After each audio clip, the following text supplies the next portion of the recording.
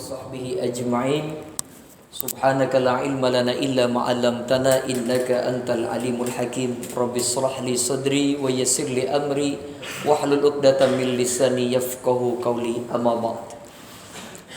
Bapak Ibu hadirin jamaah sekalian, jamaah salat zuhur Masjid Al-Muqarrabin Telkomsel Jakarta Selatan yang insya Allah kita semuanya dirahmati oleh Allah Subhanahu Wa Taala. Telkom. Telkom, iya. Bersyukur kepada Allah Subhanahu Wa Taala siang ini kita bisa bermuajahah, bisa bertatap muka dalam rangka kajian zuhur selama bulan suci Ramadan, mengkaji tafsir juz yang ke-30 ya, atau kita kenal dengan juz Amma.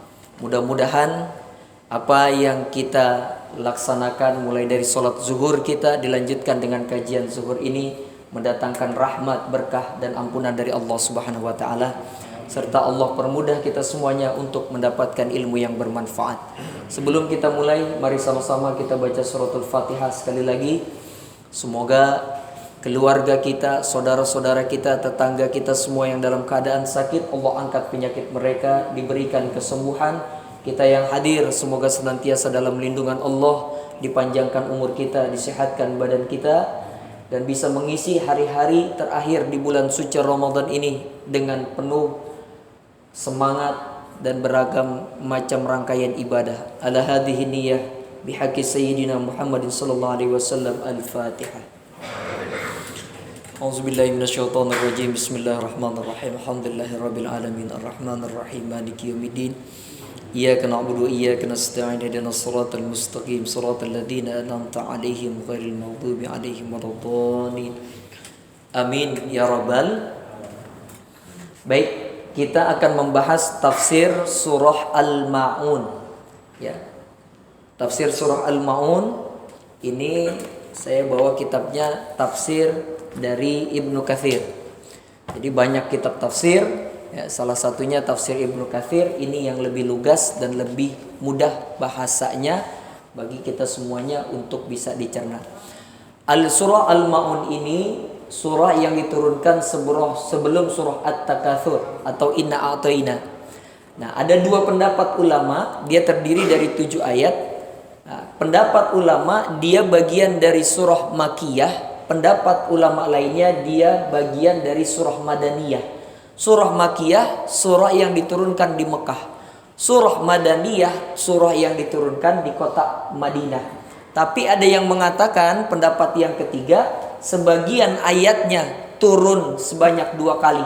Ayat 1 sampai dengan ke-4 turunnya di kota Mekah, yang sisanya turunnya di kota Madinah, berbicara tentang kaum munafik, orang-orang Madinah pada saat itu. Baik, kita bahas dari ayat yang pertama. Allah Subhanahu wa taala berfirman, "Ara'aital ladzi yukazzibu biddin." Tahukah kalian siapakah mereka pendusta agama yang mendustakan agama? Dalam ayat ini digunakan kata-kata ro'a yara. Artinya melihat, mengamati. Dalam bahasa Arab melihat itu banyak. Ada syahida yashhadu, ada ro'a yara, ada basara yabsuru. Ini semuanya sama-sama melihat, tapi ada perbedaan makna. Kalau ro'a yara ini melihat, bisa ngelihatnya secara langsung, ataupun dia melihatnya nggak secara langsung. Contohnya kita lihat di media televisi, kejadian di Medan atau kejadian di mana, kita nggak ngelihat secara langsung, tapi apa? Kita melihat. Di situ bahasa Arabnya ro'a. Nah, yang kedua syahida. Kalau syahida yashhadu ini melihatnya secara langsung. Kita nonton pertandingan bola nih live secara langsung, baik di lapangan bola saat itu, maka itu disebutnya, makanya setiap pertandingan bola dan lain sebagainya disebutnya musyahadah, siaran langsung. Nah, ini perbedaan arti. Adapun sedang dengan basor itu melihat, tapi melihatnya dengan dengan pikiran. Afala tubsirun. Makanya di dalam ayat Al-Quran, apakah kalian tidak mencerna, tidak melihat, tatafakkarun. Melihatnya bukan melihat seperti ini, tapi dengan apa? Dengan pikiran dan akal kalian. Seperti itu. Nah, ro'a yara termasuk bagian dari kata-kata ro'a yara, ar-ru'ya, mimpi. Mimpi itu digunakan kata-kata ro'a yara. Ya Allah, ada sebuah tema dahsyat sekali ya. Kita waktunya saya dikasih tahu cuma 30 menit Ustadz. Ada jamaah yang bertanya, Ustadz, malam mau mendekati hari raya, saya mimpi ketemu orang tua saya yang udah meninggal dunia dalam mimpi. Ada lagi yang berkata kepada saya, Ustadz, malam takbiran jam 1 malam pintu rumah saya diketok-ketok. Nah, terus ada yang mengucap salam, Assalamualaikum. Begitu saya buka pintu rumah saya, nggak ada orang dan bau wangi pandan. Saya dengar yang mengucapkan suaranya persis seperti ayah saya yang udah meninggal dunia.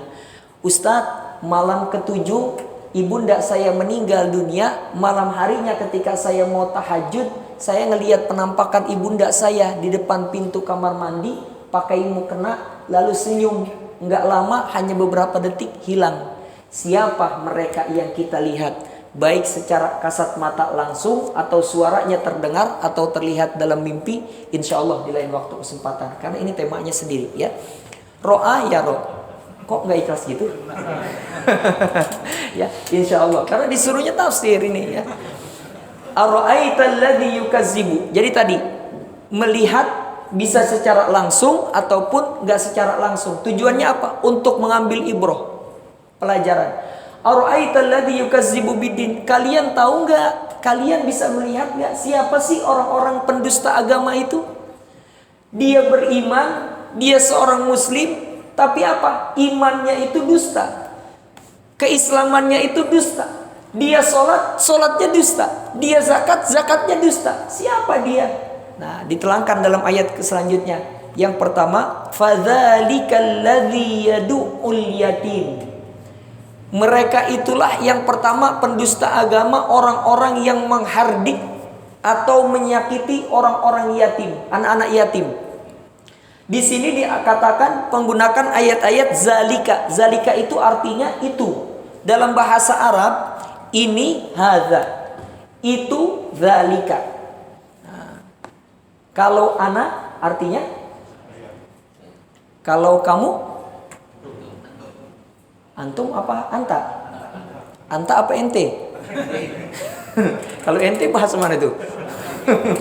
Haji Nawawi itu. Ya. Nah, di sini digunakan zalika artinya apa? Orang-orang pendusta agama yang pertama itu adalah orang yang menghardik anak yatim. Di situ menggunakan kata-kata zalika, bukannya ini. Kenapa? Artinya ba'udah min rahmatillah. Mereka benar-benar jauh dari rahmat Allah, pendusta agama ini. Yang pertama siapa dia? Kategorinya orang-orang yang mendustakan agama adalah orang yang menghardik anak yatim. Ustadz, siapa sih anak yatim itu? Yang pertama, definisi anak yatim man la abalahu, yang meninggal ayahnya. Atau biasa kalau di kita yang telah wafat ibundanya disebut piatu. Ya, tapi kalau di dalam Arab sebenarnya yang meninggal ayah atau ibu disebut yatim. Tapi kalau kita dibedakan yatim piatu. Yang kedua, kategori orang-orang yang disebut yatim siapa? Man lam yablugh haddat tabligh, belum sampai akil baligh. Ya SMP awal-awal ya, ke bawah lah. SD kelas 6 ke bawah, SD lah. Maka yang disebut anak yatim itu mereka yang masih dalam kategori usia SD. Nah, kalau kita memberikan santunan, terlebih ya Allah ini bulan suci Ramadan, dahsyat sekali. Kata Rasulullah, ana wa kafaratul yatim hakadha fil jannah. Aku nanti bersama anak-anak orang-orang yang menyantuni anak yatim, menyayangi anak yatim, kata Rasulullah, laksana 2 jari ini di surga. Ya Allah, surganya Rasulullah bukan kaleng-kaleng. Kalau kata Bang Mail, apa? Surganya surga Firdaus, surga paling tertinggi. Udah masuk surga paling tertinggi, berdampingan sama Rasulullah. Siapa? Mereka yang menyayangi dan menyantuni anak yatim. Yuk sama-sama usikum wa nafsi bittaqwallah, bulan suci Ramadan berbagi kepada anak-anak yatim. Ya. Yang kedua ada yang nanya, Ustadz kenapa sih kalau orang-orang santunan yatim itu kepalanya suka diusap? Ya pernah lihat? Ya, kalau anak yatim ada yang berbagi diusap kepalanya. Nah, itu ada hadisnya. Bukan cuma sekedar ritual saja. Kata Rasulullah, sahabat bertanya, "Ya Rasulullah, saya berdoa sama Allah, hajat-hajat saya sebutkan, tapi kok belum diijabah doa saya? Hati saya juga kayaknya keras nih, punya penyakit hati." Apa kata baginda Nabi? "Imsahu ra'sal yatim yalinu qalbak wa yuqdi hajatak." Kata Rasulullah, kau belailah, kau sayangilah kepalanya anak yatim, maka dengan itu akan melembutkan hatimu dan Allah akan mendatangkan apa yang kau pinta. Dan dalam hadis lainnya Rasulullah SAW bersabda, "Bikulli tha'ratin tamurru bihi yadaka hasanah." Maka setiap helai rambut yang terkena dari kita usap dari tangan kita, maka itu bernilai sebuah pahala kebaikan yang dilipat gandakan pahala kebaikannya. Wah, tapi jangan mentang-mentang begitu. Abis ini pada mau nyantunin anak yatim, kata Ustadz, satu helai rambutnya pahala kebaikan dilipat gandakan, biar pahala saya banyak. Ya nggak gitu juga. Makanya di sini ada sebagian ulama mengatakan ini adalah bermakna kias. Jadi sekalipun nggak dibelai, itu sudah kita mendapatkan kebaikan yang nggak terhingga. Seperti itu ya. Jadi ingat, anak yatim itu usianya masih usia SD. Kalau udah jangkauan kayak saya, disebut yatim nggak? Dibelai nggak? Pak Gondo, dibelai nggak? Apa yang dibelai? Jenggotnya. Jadi nggak lagi ya. Jadi itu anak yatim. Tapi terus gimana Ustadz kalau pas ada santunan yatim, terus yang datang usianya udah SMA? Kalau mereka datang jangan kita usir. Mereka masuknya siapa? Fakir, miskin, du'afa. Mereka orang-orang yang gak mampu, maka silahkan dibagikan saja. Tapi yang disebut dengan yatim adalah ya tadi, mereka belum punya belum sampai akal balik. Ini yang pertama. Jadi sekali lagi yuk sama-sama di bulan suci Ramadan kita sisihkan sebagian apa yang kita dapat, berbagi kepada anak-anak yatim biar bisa berdampingan sama Rasulullah di surga nanti. Yang kedua, wala yahuddu ala ta'amil miskin. Ini enggak saya bacakan ayatan bi ayatin, kalimatan bi kalimatin, per kalimat. Kenapa? Waktu kita terbatas. Kalau saya bacakan alladzina hum min ahli sholati, mereka adalah orang-orang yang ahli salat, enggak keburu. Jadi saya langsung ke poinnya saja. Fadzalikal ladzi yad'ul yatim. Kategori orang yang mendustakan agama yang pertama, mereka yang berbuat jahat, menghardik anak yatim, enggak menyayangi, enggak menyantuni. Yang kedua siapa? Wala yahuddu ala ta'amil miskin. Al-haud, mereka ini siapa? Enggak mau memberikan bagian makanan kepada orang-orang miskin. Ya, tujuan daripada puasa Ramadan adalah apa? Agar kita semuanya bukan cuman ibadahnya secara personal, tapi kita memiliki nilai ibadah secara sosial. Tujuan puasa Ramadan adalah apa? Agar kita semuanya memiliki kepekaan sosial yang tinggi, mau berbagi kepada sesama. Kita rasain lapar dan haus, ya Allah, ini mungkin yang dirasakan saudara-saudara saya di bulan Ramadan dan di luar-luar bulan Ramadan. Itu tujuannya. Apalagi maaf sekarang di masa pandemik, banyak yang dirumahkan, yang di PHK, banyak beberapa perusahaan-perusahaan, usaha-usaha yang harus gulung tuh tikar. Kenapa? Karena di masa pandemik ini bersyukur sama Allah, Kalau misalkan para pegawai di sini, karyawan di sini nggak ada yang terkena imbas daripada wabah corona ini. Jadi sekali lagi, kepekaan sosial yang tinggi, mau berbagi kepada orang-orang miskin. Nah, teman-teman sekalian, terlebih bulan suci Ramadan ini bulan yang sangat mulia, dahsyat sekali. Apalagi kalau kita memberikan bagi mereka yang berbuka puasa. Karena kata Rasulullah, ittaqun nar, jauhi api neraka. Kata Rasulullah, ittaqun nar, jauhi api neraka, walau bisyikkim minat tamrah. Hadis riwayat Imam Al-Bukhari. Kalian punya sebutir kurma, kata Rasulullah, kalian sebelah untuk saudara kalian berbuka, sebelah untuk kalian berbuka. Setengah dari kurma yang kalian berikan kepada saudara kalian yang berpuasa untuk berbuka. Maka kata Rasulullah SAW, akan menjauhkan diri kalian dari api neraka. Ya Allah. Yuk sama-sama di bulan suci Ramadan ini kita sisihkan. Makanya ada dalam hadis lain, yuk sama-sama. Saya punya guru ketika di Mesir, baru beberapa bulan lalu wafat. Namanya Syekh Muhammad Toharoyan. Beliau selalu ingatkan, kalau ketika mengkaji hadis sama beliau, kalau beliau menyebutkan hadis, kita disuruh ngikut melafazkannya. Biar apa? Biar berkah lisannya. Sama-sama ya, ini hadis Rasulullah SAW. Bismillahirrahmanirrahim. Ya Allah yang angkat suaranya, mudah-mudahan kau panjangkan umurnya ya Allah. Ya Allah yang angkat suaranya, mudah-mudahan kau tambahkan rizkinya. Ya Allah yang angkat suaranya ya Allah, mudah-mudahan kau berangkatkan haji dan umroh. Yang aminnya paling gede, umrohnya ada yang bayarin. Sama-sama ya. Bismillahirrahmanirrahim. Man aftara shaiman falahu mithlu ajri fa'ili. Kata Rasulullah, orang yang memberikan makan bagi mereka yang Ya Allah Akbar, Pak, ngasih makan orang puasa nggak boleh, haram. Bener ini, orang lagi puasa dikasih makan, haram, nggak boleh.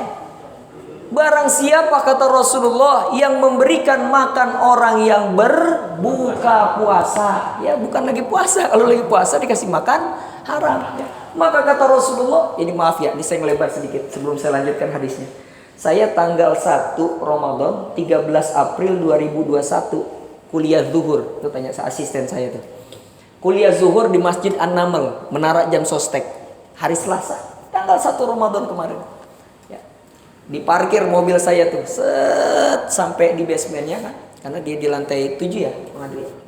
Begitu saya parkir mobil saya keluar, ceklek, tutup pintu. Belakang mobil saya hari pertama Ramadan, Pak. Itu apa? Masya Allah, kok belakang mobil ada asap? Saya tanya, Bang Andri, mobil kenapa nih? Takut nanti kebakaran atau kenapa-kenapa? Begitu saya ke belakang, ternyata apa? Bukan dari mobil saya. Banyak karyawan belakang mobil lagi pada ngerokok. Subhanallah. Begitu ngeliat saya, Pak Ustadz dimatiin. Saya tanya, Pak, emang gak puasa? Kan baru hari pertama. Apa jawaban dia? Tadi sih pagi dari rumah puasa Ustadz. Cuman temen saya nih setan bener nih. Nawarin rokok itu tuh, ngasih makan orang yang berpuasa. Akhirnya apa? Saya jadi gak puasa dah. Ya Allah. Saya bilang setan di bulan Ramadan itu nggak ada, nggak menggoda manusia. Jangan mengkambingkan hitamkan setan. Saya bilang, masa sih Ustaz? Hadisnya sahih, riwayat Imam Al-Bukhari Muslim. Rasulullah bilang, "Idza jaa Ramadan," apabila Ramadan telah tiba, kata Rasulullah, "Futihat abwabul jannah," pintu surga dibuka. "Wa ghuliqat abwabun nar," pintu neraka ditutup. "Wa sufidatis sayatin," setan diikat dan dibelenggu semuanya agar tidak mengganggu manusia di bulan suci Ramadan. Dia nyeletuk. Kali aja Ustaz, ada yang nyelos satu. Apa kali ngikatnya kurang kencang? Astagfirullahaladzim. Wa ma yantiqu 'anil hawa in huwa illa wahyu yuha. Yang keluar dari lisannya Rasulullah wahyu datangnya dari Allah. Maka kalau Rasulullah sudah bersabda, sudah berkata, itu nggak pernah ada kata bohong. Rasulullah nggak pernah. Rasul nggak pernah. Kalau Ustadz nggak boleh gitu juga ya. Saya bilang, maka kalau Rasulullah bilang setan diikat di bulan Ramadan, beneran diikat. Tapi Rasul nggak bilang nafsu manusia juga ikutan diikat. Nafsu dibiarkan di bulan Ramadan. Jadi enak mana di bulan Ramadan? Yang diikat setan apa nafsu? Dua-duanya. Pak, kalau setan sama nafsu ikutan diikat, dua-duanya diikat, bisa mati kita. Azan maghrib berkumandang, Allahu Akbar, Allahu Akbar. Istri udah nyiapin makan. Pak, ayo Pak buka. Nggak nafsu. Nafsunya diikat. Yang kasihan siapa? Pengantin baru. Nikahnya sebelum Ramadan. Contohnya siapa Ustaz? Atta Halilintar sama Aurel. Benar, sebelum Ramadan kan beliau nikah. Kalau nafsu ikutan diikat, wahilla lakum lailatas siyami rafasu ila nisaikum. Malam hari di bulan Ramadan diperbolehkan, kata Allah dalam surah Al-Baqarah. Kalau diikat nafsu manusia, begitu malam-malam istrinya ngomong, Bang, ayo bang, kata lakinya, nggak nafsu. Nah, nafsunya diikat. Maka ini Rahman dan Rahimnya Allah. Setan dibelenggu, tapi nafsu dibiarkan. Agar apa? Di bulan suci Ramadan ini kita diminta untuk menundukkan hawa nafsu dalam diri kita. Diminta untuk apa? Menaklukkan hawa nafsu dalam diri kita. Ini saya melebar sedikit. Ini biar pesan-pesan sisa 6 hari lagi nih. Jangan sampai kalah. Ada 2 hadis, ya Allah, kecaman Rasulullah bagi yang meninggalkan puasa Ramadan. Yang pertama, Rasulullah bersabda, "Man aftara yauman min Ramadan min ghairi uzrin wala maradin syadid." Yang meninggalkan puasa Ramadan 1 hari dia enggak puasa. Bukan karena ada uzur syar'i atau karena sakit. Dia karena lalai dan menyepelekan. Apa kata Rasulullah? "Lam yufdihi walau bisyamid dahar." Sehari yang ditinggalkan kalau dia ganti dengan puasa setahun enggak bisa ketebus. Peristiwa Isra dan Mi'raj, Rasulullah diperlihatkan surga dan neraka. Surah An-Najm surah ke-53 ayat 13 sampai dengan 15.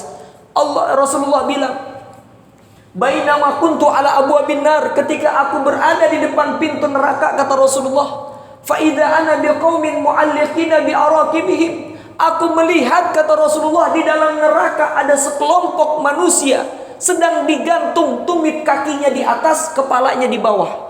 Maaf ya, kalau kita Idul Adha selesai nyembelih kambing, mau dikulitin, kakinya di atas, kepalanya di bawah. Betul kan? Apa kata Rasulullah? Saya melihat penampakan yang seperti itu. Sama malaikat penjaga neraka, musyaqqaqatun asdaquhum tasilu asdaquhum damma. Dirobek mulutnya, keluar seluruh isi perutnya, mengalir darah dari tubuhnya. Rasulullah, demi Allah, tidak kuat melihat siksa ini. Rasul nanya kepada malaikat Jibril, "Man haula ya Jibril?" Siapa sih mereka wahai Jibril? Kok disiksa sedemikian keras? Disiksa sedemikian pedih? Apa jawaban malaikat Jibril? "Ulaika min ummatika ya Rasulullah." Mereka golongan umatmu ya Rasul. Alladzina yuftiruna qabla tahillati shaumihim. Yang meninggalkan puasa di bulan suci Ramadan. Allahu Akbar. Ya, kalau yang pernah meninggalkan, bertobat kepada Allah, diganti nanti di bulan Syawal. Ya, diganti. Saya pernah Ustadz dulu ditawarin. Jadi sekali lagi, jangan salah mengartikan hadis tadi. Man aftara shaiman, barang siapa yang memberikan makan orang yang berbuka puasa, bukan lagi puasa ya. Maka kata Rasulullah, falahu mithlu ajri fa'ilhi, dia mendapatkan pahala orang tersebut tanpa mengurangi pahala si pelakunya. Maksudnya bagaimana? Pahala orang yang berpuasa, setiap amal ibadah, bapak baca Quran, bapak sedekah, bapak haji, umroh, dan lain sebagainya, sholat, itu pahalanya dalam hadis mentok 700 kali lipat. Tapi satu ibadah yang pahalanya unlimited. Apa itu? Kata Allah, illa siyam, kecuali puasa. Fa innahu li wa ana ajzi bihi. Hanya ibadah puasa, karena puasa untukku, kata Allah, dan cuman aku saja yang berhak memberikan pahalanya. Suka-suka Allah. Allah mau ngasih 700 kali lipat, 1000, semiliar, setriliun, gak terhingga pahala yang sangat dahsyat. Yuk sama-sama, apalagi sekarang masa pandemi, banyak yang kekurangan, kita memberikan makanan buat teman-teman yang berbuka. Insya Allah pahala akan berlipat ganda kepada kita semuanya. Ya, masih ada 10 menit lagi. Yang selanjutnya, alladzina hum an salatihim sahun. Yang ketiga, kategori orang-orang yang mendustakan agama. Pertama, menghardik, menyakiti anak yatim, tidak menyayangi dan menyantuni mereka, tidak mau berbagi kepada orang-orang fakir miskin. Dan yang ketiga, siapa? Alladzina hum an salatihim sahun. Mereka yang melaksanakan sholat itu ada yang merugi, celaka. Siapa dia? Fawailul lil musallin, celakalah orang-orang yang sholat. Kok orang sholat celaka? Siapa dia? Alladzina hum an sholatihim sahun. Mereka yang lalai dari melaksanakan sholat. Jujur, ada nggak orang sholat zuhur jam 2:30? Di mana? Ada nggak orang sembahyang asarnya 5:30? Wudu asar sama maghrib digabung? Ada? La ilaha illallah, Pak. Jangan Ustadz, saya dapat gaji belum sampai tanggal 10, duit udah habis. Rumah tangga kok berantem mulu sama istri, anak bermasalah. Jangan jauh-jauh nilainya. Dari mana? Ibda min sholat. Lihat perkara sholat kita. Kalau sholat kita udah berantakan, hancur-hancuran, demi Allah, dibikin hancur ini dunia, dibikin hancur kehidupan kita. Ya Allah, apalagi sholat zuhur, Pak. Nanti ada sebuah tema bagus sekali, Pak Londo. Namanya apa? Judul temanya mengetuk pintu-pintu langit. Dalam kitab Shahihut Targhib nomor hadis ke-803, Rasulullah SAW bersabda, Inna abwabas samai futihat. Pintu-pintu langit, kata Rasulullah SAW, itu dibukakan Allah. Kalau pintu langit ini dibuka, doa diijabah, amal ibadah dilipat gandakan pahalanya, dan rahmat Allah turunkan. Kapan waktunya? Salah satunya ketika waktu sholat zuhur. Makanya dibilang di situ, inna abwabas samai futihat min zawali samsi. Salah satu waktunya ketika sholat zuhur tiba. Fala turtaju hatta yusolat zuhur. Enggak ditutup itu pintu langit sampai kapan? Sholat zuhur selesai. Maka beruntung kita tadi yang sholat zuhurnya tepat waktu. Insya Allah, ya, itu pintu langit dibukakan tadi. Yang berdoa insya Allah akan diijabah sama Allah. Masya Allah.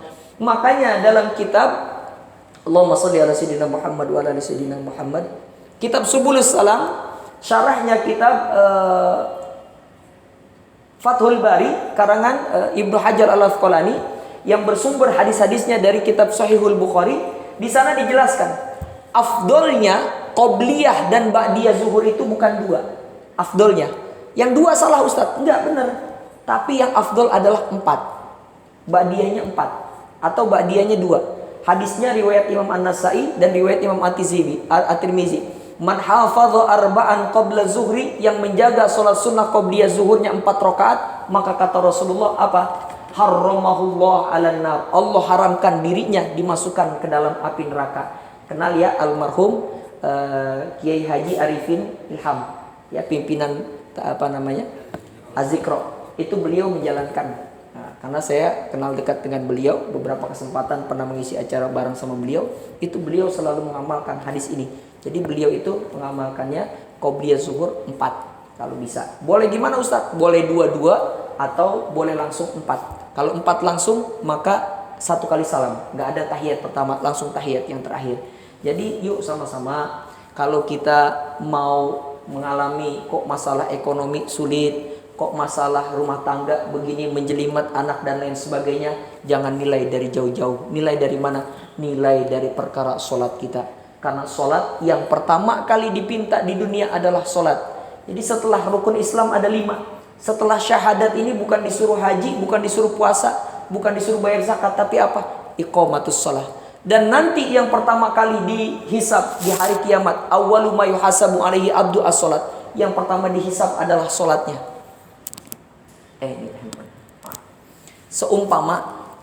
Ini seumpama ini mizan, timbangan, ya, kan kayak kita main njot-njotan, kalau kata orang Betawi kayak njot-njotan, ya. Seumpama ini mizan, ini apa ini? Ya, ini HP, ya. Seumpama di Bapak namanya siapa? Pak Mustafa, Pak Haji Mustafa.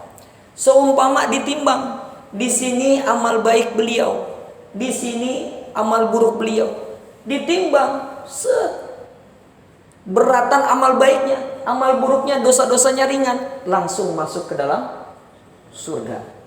Untuk yang azan tadi siapa namanya? Subhanallah, suaranya bagus banget. Siapa? Adi Rohadi.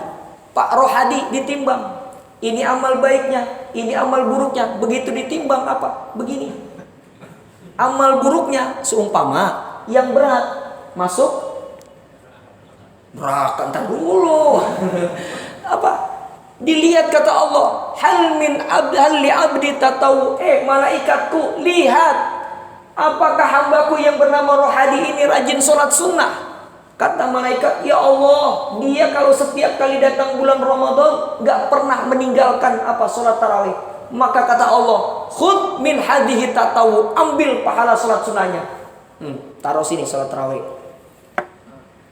Oh, ya, ada lagi enggak? Ya Allah, ternyata hambamu yang bernama Rohadi ini rajin rajin sholat tahajud, ambil pahala tahajud dan duhanya. Masuk Belum, ya, belum. Ntar dulu, sabar ya. Ternyata dicek lagi, ya Allah, beliau ini nggak pernah rawatibnya tinggal, qobliyah dan ba'diyahnya. Ambil pahala rawatibnya, set, masuk ke dalam. Jangan remehkan apa perkara masalah sholat.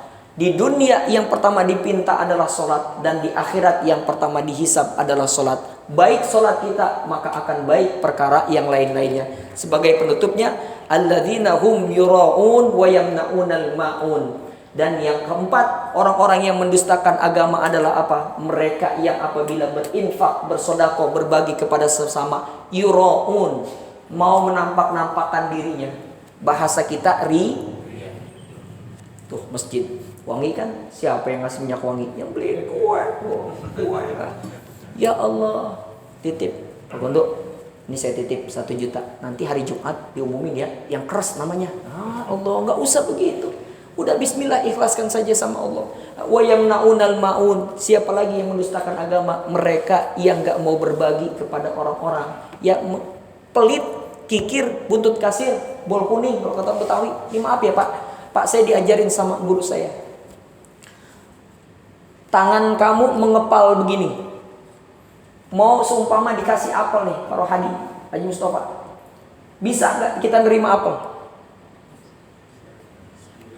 Kok pada bengong ini? Ya, ini emang jam-jamnya lapar ya. Tangan saya ngepel begini nih. Mau dikasih duren atau apa makanan.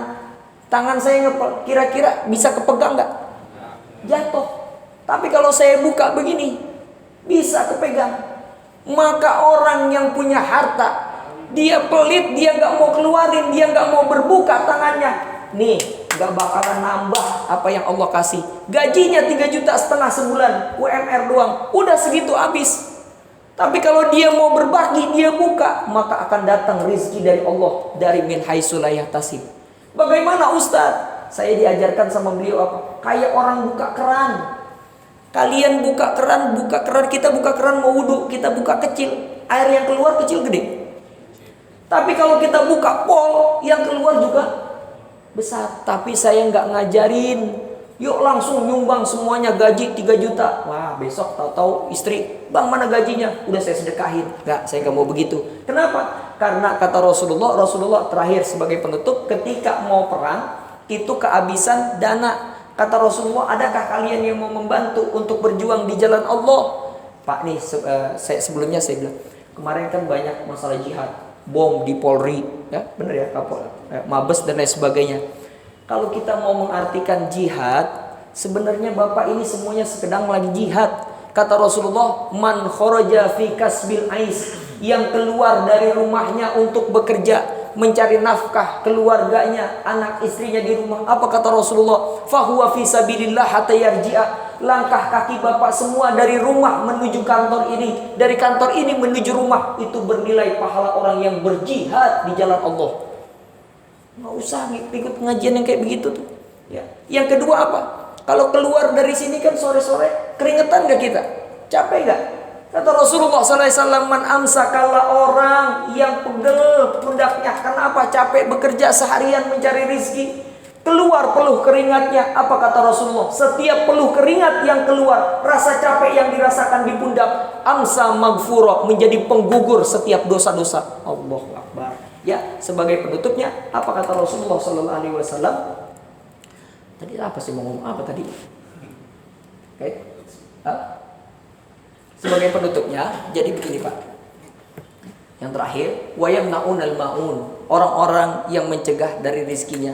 Kalau kita mau berbagi, jadi begini. Ketika itu Rasulullah kekurangan.